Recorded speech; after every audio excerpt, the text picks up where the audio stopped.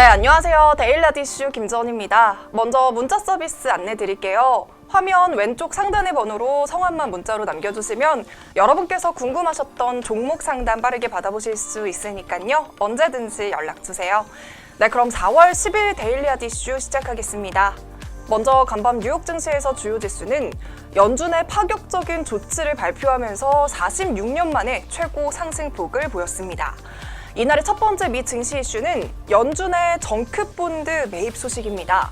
연준은 이날 기업에 대한 지원책으로 메인스트리트 대출을 포함해서 총 2조 3천억 달러 규모에 달하는 자금 유동성을 공급하는 추가 조치를 발표했습니다. 연준은 먼저 중소기업 지원을 위한 방안으로 메인스트리트 대출 프로그램을 언급을 했는데요. 임직원 1만 명 이하 그리고 연매출 25억 달러 미만 기업을 대상으로 6천억 달러를 대출하는데 만기는 4년에 이자는 1년 동안 연기되는 방식입니다.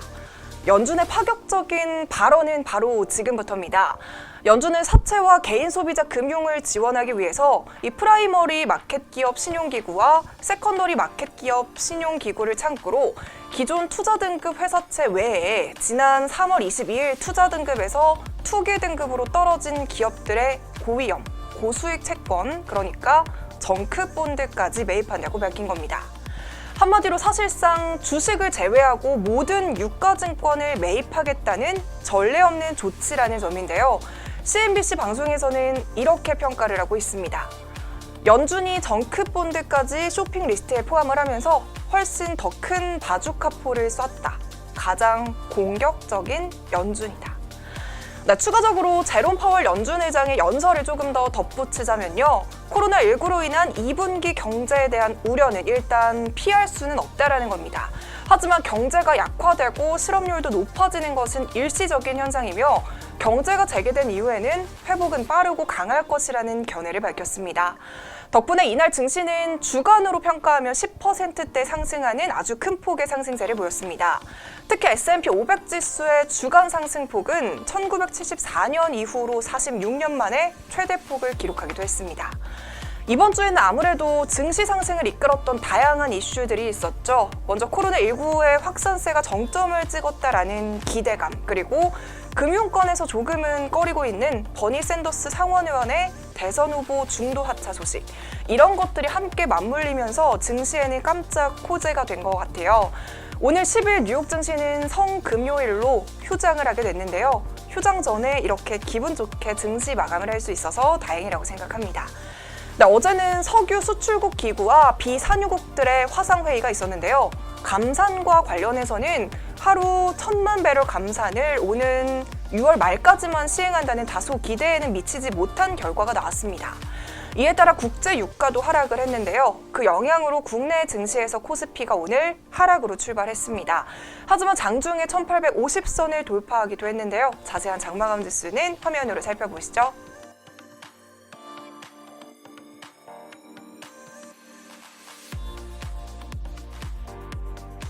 네, 그럼 오늘의 국내 경제 이슈 알아보겠습니다. 네, 오늘의 국내 경제 이슈는 바로 온라인 개학 시작입니다. 4월 9일 드디어 38일 만에 학교 선생님들과 학생들이 온라인을 통해서 만나게 됐습니다. 개학을 무기한으로 연기할 수 없는 상황이라서 그 대안으로 온라인 개학이라는 방안을 실시를 했지만요. 시스템적 혼선이라던가 이 원활한 소통과 관련해서는 이미 우려가 조금 큰 상황이었습니다. 네, 예상과 같이 어제 온라인 개학을 시작하고 곳곳에서 차질이 생겼습니다.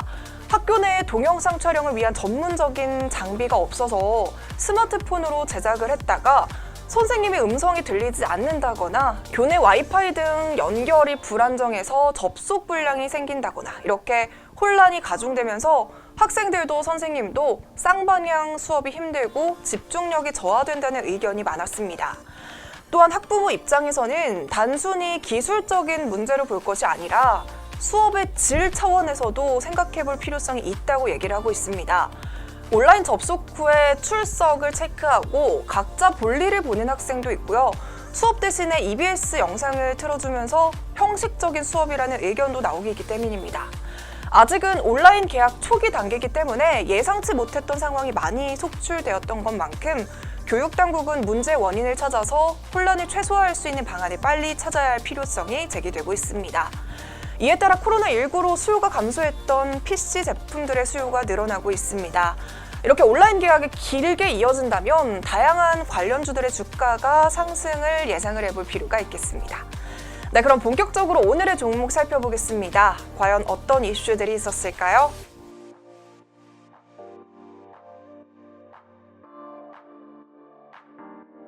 네, 먼저 첫 번째 종목은 삼성 바이오로직스입니다. 미국 소재 제약사와 약 4,418억 규모의 바이오 의약품 위탁 생산 계약 의향서를 체결했다고 공시했습니다. 이 규모는 삼성 바이오로직스의 최근 사업연도 매출액의 62.98%로 상장 이후 최대 수주 규모입니다. 이 소식에 오늘 삼성 바이오로직스 주가는 다시 50만 원을 돌파하면서 무려 60만 원까지 오르기도 했습니다. 이번에 삼성 바이오로직스와 계약한 제약사는 바로 비어 바이오테크놀로지인데요. 이 회사는 감염병에 중점을 둔 회사인데요. 코로나19와 유사했던 사스로부터 살아남은 사람들에게서 항체를 추출해서 코로나19 치료로서의 여부를 조사를 하고 있고요. 미국 FDA의 패스트트랙 승인 절차를 밟고 있다고 합니다. 삼성 바이오로직스는 비어 바이오테크놀로지에서 신약을 개발을 마치는 대로 코로나19 감염증을 없앨 항체 치료제의 대량 생산을 시작할 계획인데요.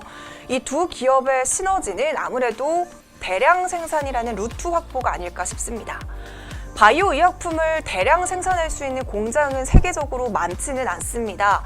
여기에 삼성 바이오로직스는 삼성의 5대 신사업 중 하나인 의약품 위탁 생산에 초점이 맞춰져 있어서 위탁 생산 분야를 성장 동력으로 키우고 있죠. 그만큼 생산 규모에 많은 투자를 해서 현재 생산량이 세계 1위를 차지하고 있을 정도입니다. 이에 따라 비어 바이오테크놀로지는 이번 계약으로 안정적인 생산지를 선점할 수 있게 됐고요. 삼성 바이오로직스 입장에서도 세계 시장에서의 입지를 굳힐 수 있는 찬스를 얻은 셈입니다.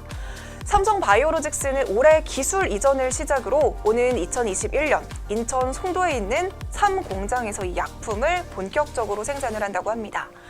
어제 47만 원대의 종가를 형성한 삼성 바이오로직스는 오늘 4%가량 오르면서 50만 원에 시작을 했고요. 장중 60만 원까지 오르면서 강세를 보이면서 마감했습니다. 네, 두 번째 이슈는 보험사 관련주입니다. 오늘은 보험사들의 주가가 동반 상승세를 보여줬습니다. 한화생명 최고 27%까지 올랐고요. 삼성생명 역시 최고 20%까지 상승했습니다. 이 밖에도 코리안리 그리고 동양생명이나 미래에셋생명 모두 강보합세를 보여주면서 생명보험 업종에서 평균 5.49% 오르면서 전 업종을 통틀어서 가장 큰 상승세를 보여줬고요. 손해보험사인 현대해상과 삼성화재 그리고 메리츠화재, DB손해보험 역시 모두 상승세를 보였습니다. 그 이유는요, 코로나19 확산에 따른 개인 위생과 건강관리 강화 그리고 병원 회피 현상 등 사회적인 거리두기 등에 힘입어서 사람도 자동차도 이 집콕의 여파로 손해율이 개선되고 있다는 분석 때문입니다. 사실 최근에는 코로나19로 경제적인 여건이 좋지 않았고요. 가계 수입이 줄어들면서 보험을 해지하는 고객이 크게 늘어났다고 합니다. 이에 따라 생보사나 손보사들의 예상치 못한 손해가 생기게 됐죠. 하지만 사회적인 거리두기가 이어지고 야외 활동을 자제하면서 보험사로 접수된 자동차 사고 건수는 작년 3월과 비교했을 때 18%가량이나 감소했다고 합니다. 또한 코로나 감염 우려로 대면 접촉 자체를 꺼리면서 격리사고에도 장기 입원했던 소위 나이롱 환자가 감소한 것도 영향을 미쳤다고 합니다. 이에 따라 지난달에 삼성화재 자동차 보험 손해율은 76.5%를 기록을 했다고 합니다. 지난 1월에 95.9%와 비교했을 때 무려 20% 가까이 떨어진 건데요. 2월 87%와 비교해도 큰 폭으로 떨어진 수치입니다. 이렇게 손해율이 떨어졌다는 건 보험사 입장에서는 보험료의 수입이 지출한 보험금보다 작았다는 의미라서 보험사 입장에서는 손실액을 줄였다라고 볼 수 있습니다. 하지만 거리두기가 길어지면 길어질수록 다시 자차 이용률이나 병원 방문 고객이 늘어날 가능성이 있기 때문에 추후 사항은 조금 더 지켜봐야 한다고 분석하고 있습니다. 네, 이렇게 오늘은 삼성 바이오로직스와 보험사들의 손해율 개선 소식으로 데일리아드 이슈 마무리하겠습니다. 네, 시청해주셔서 감사합니다. 즐거운 주말 보내세요.